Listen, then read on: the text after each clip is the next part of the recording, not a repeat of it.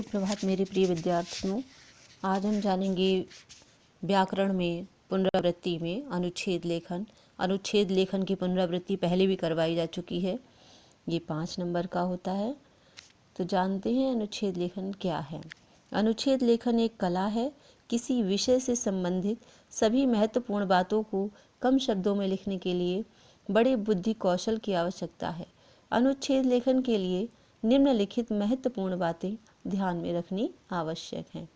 Number 1, अनुच्छेद लेखन एक प्रकार की संक्षिप्त लेखन शैली है, अतः इसमें मुख्य विषय पर ही अपना ध्यान केंद्रित रखना चाहिए। नंबर 2, अनुच्छेद लेखन में उदाहरण अथवा दृष्टांत के लिए कोई स्थान नहीं होता। आवश्यकता होने पर उसकी ओर संकेत कर देना ही पर्याप्त होता है। नंबर 3, अनुच्छेद में व्यर्थ की बातें उसके प्रभाव को शिथिल बनाती हैं। नंबर 4, अनुच्छेद के सभी वाक्यों का परस्पर घनिष्ठ संबंध होना चाहिए। नंबर 5, परिच्छेद में इस बात की ओर विशेष ध्यान देने की आवश्यकता है कि उसका प्रथम और अंतिम वाक्य अर्थगर्भित तथा प्रभावोत्पादक होना चाहिए।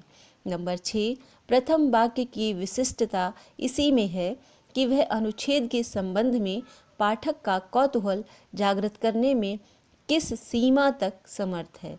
अंतिम वाक्य की विशिष्टता इस तथ्य पर निर्भर करती है कि पाठक की जिज्ञासा किस सीमा तक शांत हुई है।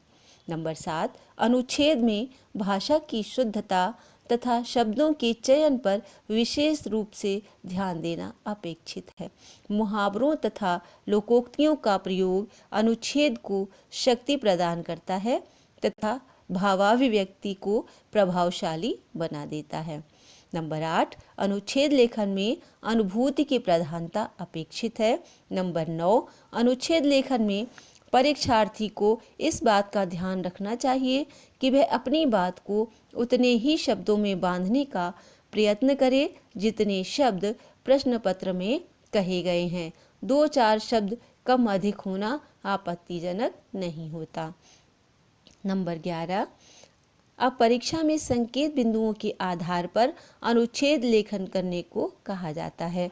अतः विद्यार्थियों को चाहिए कि पहले वे उन संकेत बिंदुओं के भाव को समझें, उनमें संबंध बनाएं, मन ही मन एक क्रम और लय बनाने के बाद उपर्युक्त बातों को ध्यान में रखकर अनुच्छेद लिखें।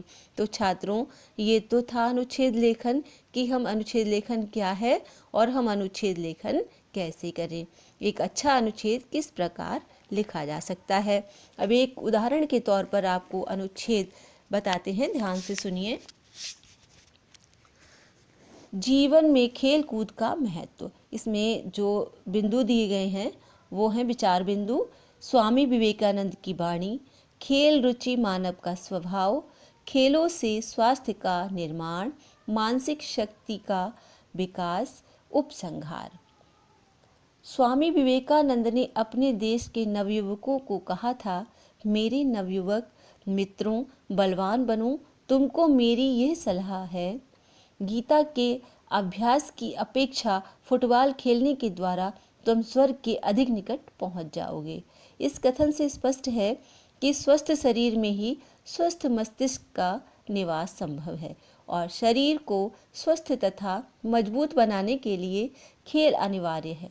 मनोवैज्ञानिकों का मत है कि मनुष्य की खेलों में रुचि स्वाभाविक है, इसी कारण बच्चे खेलों में अधिक रुचि लेते हैं। पी साइरन ने कहा है, अच्छा स्वास्थ्य एवं अच्छी समझ जीवन के 2 सर्वोत्तम वरदान हैं। इन दोनों की प्राप्ति के लिए जीवन में खिलाड़ी की भावना से खेल खेलना आवश्यक है। खेल से शरीर को बल, मांसपेशियों को उभार, भूख को तीव्रता, आलस्यहीनता तथा मलादि को शुद्धता प्राप्त होती है। खेल खेलने से मनुष्य को संघर्ष करने की आदत लगती है। जीवन की जय पराजय को आनंदपूर्ण ढंग से लेने की महत्वपूर्ण आदत खेल खेलने से ही आती है। खेल हमारा भरपूर मनोरंजन करते हैं। खिलाड़ी हो अथवा खेल प्रेमी, दोनों को खेल के मैदान में एक अपूर्व आनंद की प्राप्ति होती है। तो छात्रों, ये था अनुच्छेद जीवन में खेल कूद का महत्व। इसी प्रकार परीक्षा में आपको विचार बिंदु दिए जाएंगे, उन्हीं को ध्यान में रखते हुए आपको संक्षेप में अनुच्छेद लिखना है। अनुच्छेद की मुख्य विशेषता क्या है? संक्षेपीकरण, यानी कि अपनी सभी बातों को संक्षेप में कहना। तो छात्रों, आपको समझ आ गया होगा कि अनुच्छेद कैसे लिखें। छात्रों, आप स्वस्थ रहें, निरोगी रहें, खुश रहें, प्रसन्न रहें। इसी मंगल कामना के साथ अगली कक्षा में मिलेंगे। धन्यवाद।